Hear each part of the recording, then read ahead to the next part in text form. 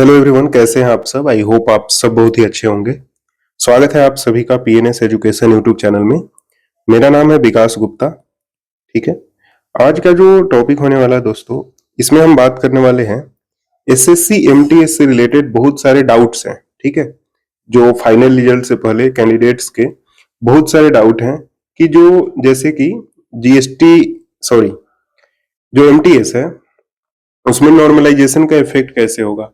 अगर आपने पीईटी और पीएसटी का एग्जाम जो फिजिकल टेस्ट है वो छोड़ दिया है तो आपको क्या नौकरी मिलेगी, नहीं मिलेगी, what will happen, this all happens with the candidate, what they think about this. Okay, next we will discuss what will I get if MTS और हवलदार। आपने सारे पोस्ट चूज कर रखे हैं, एमटीएस का भी हवलदार का भी, और आप फिजिकल में भी प्रेजेंट हो तो फिर आपको एमटीएस मिलेगा या हवलदार मिलेगा, इसके बारे में भी डिस्कशन करेंगे।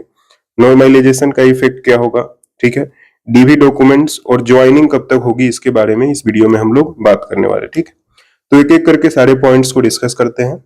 सबसे पहला जो डाउट है नॉर्मलाइजेशन को लेके कि जो हमारा सेक्शन 1 है और सेक्शन 2 है, आप सभी को पता है कि सेक्शन 2 के बेसिस पे ही आपका जो है मेरिट डिसाइड होगा। ठीक है, तो बेसिकली क्या है कि नॉर्मलाइजेशन आपको दोनों में ही होगा। ठीक है, इसका तो एक मिनिमम क्वालिफाइंग आपको करना है सेक्शन 1 में, लेकिन सेक्शन 2 में क्या है कि आपको इसके नॉर्मलाइज्ड मार्क्स के हिसाब से आपका मेरिट डिसाइड होगा। तो पहला चीज आपका जो नॉर्मलाइजेशन होना है और किस पे मेरिट डिसाइड होगा, ये आपका क्लियर हो गया। दूसरा चीज है कि आप पीईटी और पीएसटी जो फिजिकल टेस्ट है उसको आप छोड़ देते हैं, अगर आप नहीं जाते हैं उसके लिए तो क्या होगा, तो होगा कि आपने जो भी सिर्फ और सिर्फ एमटीएस का पोस्ट भर रखा है ना, वो मिलेगा आपको। ठीक है, तो आप फिर हवलदार के लिए सिलेक्ट नहीं होंगे, आपको एमटीएस मिलेगा। अगर आप एमटीएस के जो अकॉर्डिंगली आपके मार्क्स हैं, अगर आपके मार्क्स बन रहे होंगे, फिर आपको यहाँ पर एमटीएस अलॉट हो जाएगा स्टेट के हिसाब से, जो भी आपके मार्क्स होंगे उसके हिसाब से। तो ये भी डाउट क्लियर हो गया। दूसरा चीज है वही कि आपको एमटीएस मिलेगा या हवलदार मिलेगा।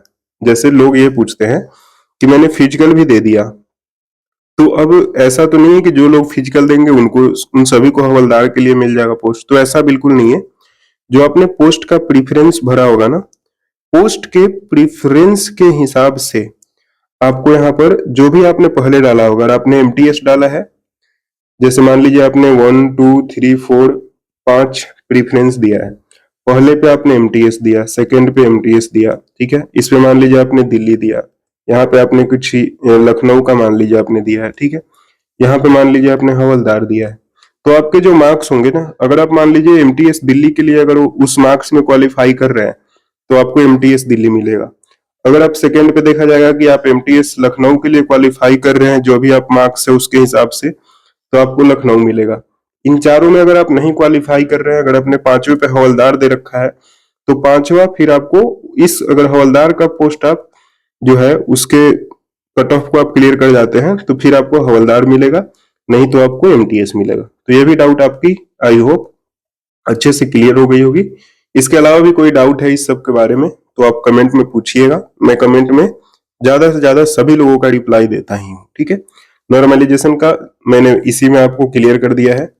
ठीक है, कि सेक्शन 2 का नॉर्मलाइज्ड मार्क्स के हिसाब से ही आपका मेरिट जो है वह डिसाइड किया जाएगा। ठीक है, डीवी में डॉक्यूमेंट्स क्या चाहिए, डीवी में डॉक्यूमेंट्स आपके जो भी है उसमें आपको जो भी एजुकेशनल क्वालिफिकेशन यानी कि मैट्रिक चुकी है इसमें, तो मैट्रिक का आपको सर्टिफिकेट, मार्कशीट, ये दो चीज लगेगी। उसके अलावा आपको आइडेंटिटी सर्टिफिकेट लगेगा।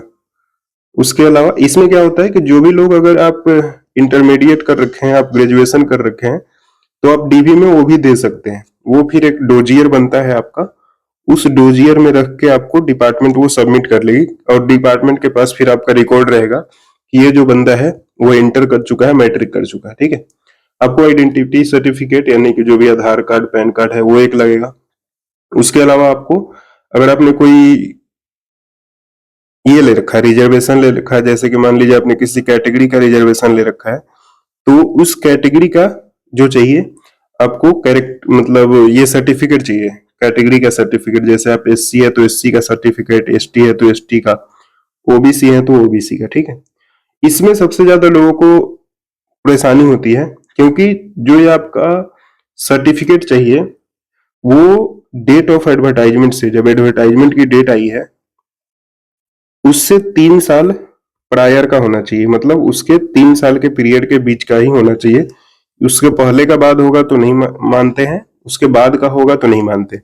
वैसे मानने को तो मान ही जाते हैं, वो यहाँ पर कुछ सारे ऐसे, तो अब डिपार्टमेंट में डिवी हो रहा है तो फिर आपसे एक एफिडेविट बनवा के ले लेंगे, फिर भी वो इसमें ज्यादा क्लियर कर देते हैं। आप एक बार सिलेक्ट होकर चले जाओगे तो डीवी में आपको कोई प्रॉब्लम नहीं करेंगे। ठीक है, बात रही ज्वाइनिंग की, तो जब भी आपका फाइनल रिजल्ट आ जाएगा तो उसके बाद 1 मंथ के अंदर अंदर आप देखोगे कि जो भी डिपार्टमेंट है वो आपका ज्वाइनिंग करा लेगा। ठीक है, उससे पहले आपका एक मेडिकल टेस्ट होता है, मेडिकल टेस्ट भी आपका बहुत जल्द से जल्द करा लिया जाता है, 10 से 15 दिनों में, और फिर आपको डिपार्टमेंट उसके 1 से 1.5 महीने के भीतर भीतर ज्वाइनिंग करा लेती है। ठीक है, ज्वाइनिंग के समय क्या होगा, 2 चीज होता है, या तो आपको ईमेल करता है ज्यादातर डिपार्टमेंट, या फिर बाई पोस्ट, दोनों तरह से भेजेगा, पोस्ट भी मेल भी, और तुरंत ही आपको वहां पे एक व्हाट्सएप ग्रुप में, जो वहां का एडमिन होता है, जिस भी डिपार्टमेंट में आप ज्वाइन करना चाहेंगे उस डिपार्टमेंट का एडमिन, आपको व्हाट्सएप ग्रुप भी बन जाता है सबका,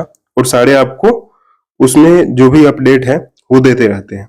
तो एक बार आपका फाइनल रिजल्ट में नाम आ जाएगा, उसके बाद ये सारा काम फिर डिपार्टमेंट का है, वो अपने एंड से सारी चीजें स्मूथली करा लेते हैं। ठीक है, आई होप दोस्तों जो भी common common doubts comment section में आ रहे थे उसका मैंने इस वीडियो में अच्छे से डिस्कस कर लिया है। इसके अलावा भी कोई डाउट है तो आप कमेंट सेक्शन में हमसे पूछ सकते हैं। Thank you for watching this video. अगर आपको ये वीडियो सही लगा तो आप हमारे चैनल को सब्सक्राइब कर सकते हैं।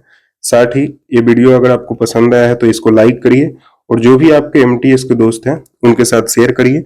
साथ ही साथ आपको एसएससी से रिलेटेड पीडीएफ्स चाहिए, नोटिफिकेशन चाहिए, तो आप टेलीग्राम ग्रुप भी ज्वाइन कर सकते हैं, व्हाट्सएप, और मेरे से पर्सनल कनेक्ट करने के लिए आप इंस्टाग्राम भी ज्वाइन कर सकते हैं।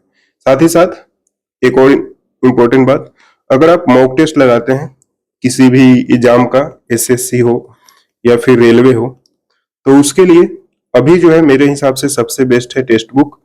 इसका पास आप खरीदना चाहते हैं तो आपको डिस्क्रिप्शन में लिंक मिल जाएगा, वहां से आप जाकर परचेज कर सकते हैं। Thank you for watching this video. मिलते हैं आपसे नेक्स्ट वीडियो में।